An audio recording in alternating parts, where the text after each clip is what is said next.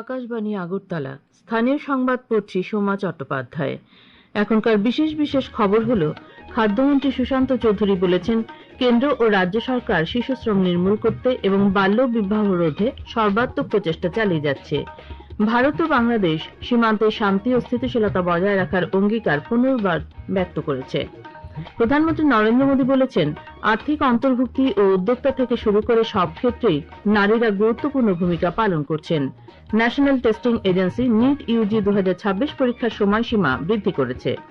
বিশ্বকাপ ফুটবলের দ্বিতীয় দিনে কানাডার মুখোমুখি হতে চলেছে বসনিয়া অ্যান্ড হার্জেগোভিনা। খাদ্যমন্ত্রী সুশান্ত চৌধুরী বলেছেন, কেন্দ্র ও রাজ্য সরকার শিশুশ্রম নির্মূল করতে এবং বাল্য বিবাহ রোধে সর্বাত্মক প্রচেষ্টা চালিয়ে যাচ্ছে। আজ জিরানিয়া পঞ্চায়েত সমিতির মিলনায়তনে বিশ্ব শিশুশ্রম বিরোধী দিবস উপলক্ষে ত্রিপুরা শিশু অধিকার সুরক্ষা কমিশন আয়োজিত কর্মশালার উদ্বোধন করে তিনি একথা বলেন। তিনি বলেন, এই কাজে পঞ্চায়েতের প্রধান থেকে শুরু করে প্রতিটি নাগরিককেও এগিয়ে আসতে হবে, তবেই প্রতিটি শিশুর অধিকার সুরক্ষিত থাকবে। উপস্থিত ছিলেন ত্রিপুরা শিশু অধিকার সুরক্ষা কমিশনের চেয়ারপারসন জয়ন্তী দেববর্মা, জিরানিয়া পঞ্চায়েত সমিতির চেয়ারম্যান প্রীতম দেবনাথ, জিরানিয়া নগর পঞ্চায়েতের চেয়ারম্যান রতন কুমার দাস প্রমুখ। আত্মসমর্পণকারী জঙ্গিদের সংগঠন তিপ্রাসা ইউনিটি ফর জাস্টিসের ডাকা সড়ক ও রেল অবরোধ আজ দুপুরে প্রত্যাহার করে নেওয়া হয়েছে। আজ জনজাতি কল্যাণমন্ত্রী বিকাশ দেববর্মা সংগঠনের নেতৃবৃন্দের সঙ্গে কথা বলার পরেই আন্দোলন প্রত্যাহার করে নেওয়া হয়। এরপর রেল ও যানবাহন চলাচল স্বাভাবিক হয়। ভারত বাংলাদেশ সীমান্তে শান্তি ও স্থিতিশীলতা বজায় রাখার অঙ্গীকার পুনর্ব্যক্ত করেছে। গত 8 জুন থেকে 11 জুন পর্যন্ত নয়াদিল্লিতে বিএসএফ ও বিজিবির মধ্যে 57তম মহাপরিচালক পর্যায়ের সীমান্ত সমন্বয় সম্মেলনে এই অঙ্গীকার করা হয়। সম্মেলনে বর্তমানে সীমান্ত পরিস্থিতি পর্যালোচনা এবং সীমান্ত নিরাপত্তা ও সীমান্ত ব্যবস্থাপনা সম্পর্কিত পারস্পরিক উদ্বেগের বিষয়গুলি নিয়ে বিস্তারিত আলোচনা হয়। সীমান্তে সমন্বিত টহল আরও জোরদার করতে, সতর্কতা বাড়াতে, রিয়েল টাইম তথ্য আদান প্রদান উন্নত করতে এবং আন্তঃসীমান্ত অপরাধী চক্রের বিরুদ্ধে যৌথ প্রচেষ্টা জোরদার করতে বিএসএফ এবং বিজেপি উভয় পক্ষই সম্মত হয়। ভারতীয় প্রতিনিধি দলের নেতৃত্বে ছিলেন বিএসএফ এর মহাপরিচালক প্রবীণ কুমার এবং বাংলাদেশ প্রতিনিধি দলের নেতৃত্বে ছিলেন মহাপরিচালক মেজর জেনারেল মোহাম্মদ আশরাফুজ্জামান সিদ্দিকী। রাজ্যের বেকার যুবক যুবতীদের কর্মসংস্থানের সুযোগ সম্প্রসারণের লক্ষ্যে দক্ষতা উন্নয়ন অধিদপ্তরের উদ্যোগে আজ আগরতলায় চাকরি মেলার আয়োজন করা হয়। এই কর্মসূচিতে রাজ্য ও বহির্রাজ্যের মোট 13টি বেসরকারি সংস্থা ও নিয়োগকারী প্রতিষ্ঠান অংশগ্রহণ করে।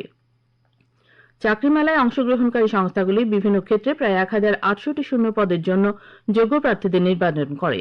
নির্বাচিত প্রার্থীদের মেধা ও যোগ্যতার ভিত্তিতে নিয়োগপত্র প্রদান করা হবে। বিদ্যুৎমন্ত্রী রতনলাল নাথ জানিয়েছেন, রাজনৈতিক সহিংসতায় নিহতদের পরিবারের যোগ্য সদস্যদের সরকারি চাকরি দেওয়ার ক্ষেত্রে রাজ্য সরকার সম্পূর্ণ প্রতিশ্রুতিবদ্ধ। আজ সচিবালয়ে এক সাংবাদিক সম্মেলনে তিনি একথা বলেন। তিনি জানান, রাজনৈতিক সহিংসতায় নিহতদের পরিবার থেকে এখনো পর্যন্ত 38টি আবেদন এসেছে, যার মধ্যে 18 জনকে চাকরি দেওয়া হয়েছে, 11 জনের নাম প্রস্তাবিত হয়েছে। রাজনৈতিক সহিংসতায় নিহত হওয়ার উপযুক্ত প্রমাণ না থাকায় 5টি আবেদন বাতিল করা হয়েছে এবং 4টি আবেদন তদন্তাধীন রয়েছে। কেন্দ্রীয় সরকার শিল্প ও বাণিজ্যিক গ্রাহকদের খুচরা আউটলেট থেকে মোটর স্পিরিট ও হাই স্পিড ডিজেল ক্রয়ে নিষেধাজ্ঞা জারি করেছে এবং তাদের নিজ নিজ কনজিউমার পাম্প থেকে প্রয়োজনীয় সামগ্রী সংগ্রহ করতে বলা হয়েছে। পশ্চিম এশিয়ায় চলমান সংকটের কারণে বৈশ্বিক সরবরাহ শৃঙ্খল ব্যাহত হওয়ার পরিপ্রেক্ষিতে স্থানীয় ঘাটতি রোধ করতে এই সিদ্ধান্ত নেওয়া হয়েছে। প্রদেশ কংগ্রেস সভাপতি আশিস কুমার সাহা জানিয়েছেন, সারা দেশের সঙ্গে রাজ্যেও আগামী সপ্তাহ থেকে বিক্ষোভ আন্দোলন সংগঠিত করা হবে। তিনি বলেন, দ্রব্যমূল্য বৃদ্ধি, বেকারত্ব, গণতান্ত্রিক অধিকার রক্ষা এবং শিক্ষাক্ষেত্রে বিভিন্ন সমস্যাকে সামনে রেখেই এই কর্মসূচির আয়োজন করা হবে।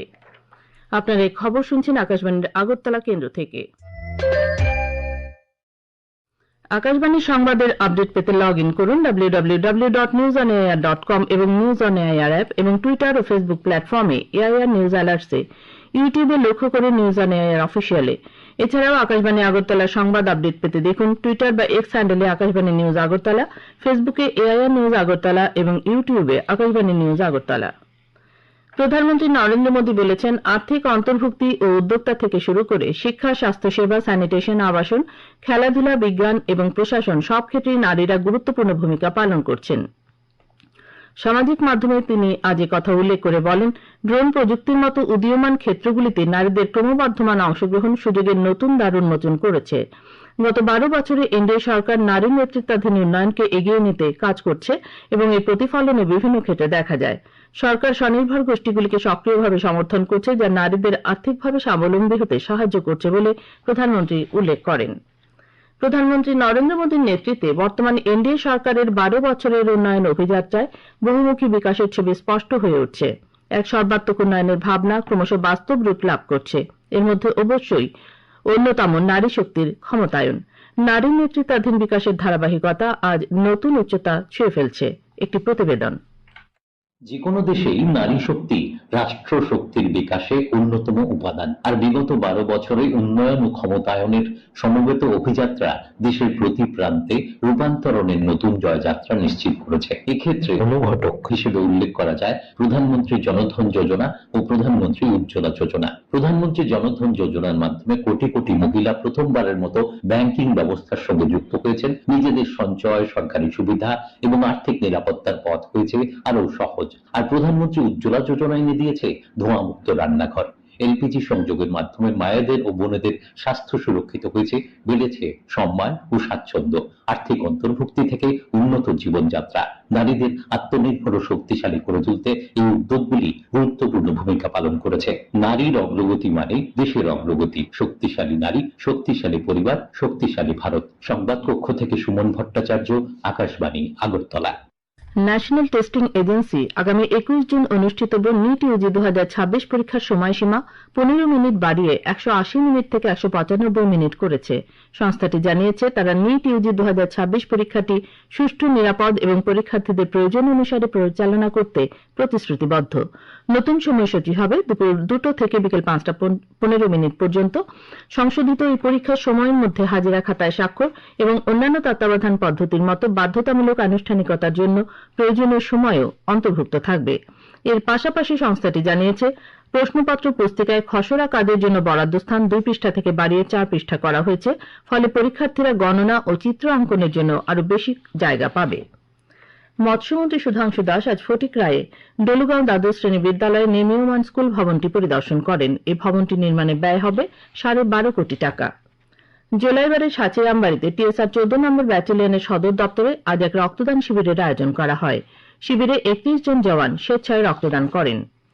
দক্ষিণ জেলা কৃষি বিজ্ঞান কেন্দ্রের উদ্যোগে আজ জোলাইবাড়ি ব্লকের কলসি ভিলেজ ও পশ্চিম চরকপাইয়ের লতুয়া টিলার কৃষকদের নিয়ে এক সচেতনতা সভা অনুষ্ঠিত হয়। সভায় সুস্থায়ী কৃষি পদ্ধতির প্রচার, মাটির স্বাস্থ্যোন্নয়ন এবং পরিবেশ বান্ধব কৃষি প্রযুক্তি সম্পর্কে কৃষকদের অবহিত করা হয়। খেলার খবর। 2026 বিশ্বকাপ ফুটবলের দ্বিতীয় দিনে দ্বিতীয় আয়োজক দেশ কানাডার মুখোমুখি হতে চলেছে বসনিয়া অ্যান্ড হার্জেগোভিনা। ভারতীয় সময় রাত 12:30 থেকে শুরু হবে এই ম্যাচ। এরপর অন্যতম আয়োজক দেশ আমেরিকা খেলবে প্যারাগুয়ের বিরুদ্ধে। শনিবার সকাল 6:30 থেকে এই ম্যাচ দেখা যাবে। দুটি ম্যাচের আগে আয়োজক দেশের উদ্যোগে একটি করে জমকালো উদ্বোধনী অনুষ্ঠানের আয়োজন রয়েছে। ত্রিপুরা ফুটবল অ্যাসোসিয়েশন পরিচালিত ঘরোয়া তৃতীয় ডিভিশন লীগ ফুটবল প্রতিযোগিতায় আজ দুটি খেলা অনুষ্ঠিত হয়। উমাকান্ত মিনি স্টেডিয়ামের প্রথম খেলায় স্বামী বিবেকানন্দ ক্লাব 2-0 গোলে কেশব সংঘকে পরাজিত করে। পরে একই মাঠে টিটিএডিসি ও কদমতলী যুব সংস্থার মধ্যে দ্বিতীয় খেলাটি 1-1 গোলে ড্র হয়।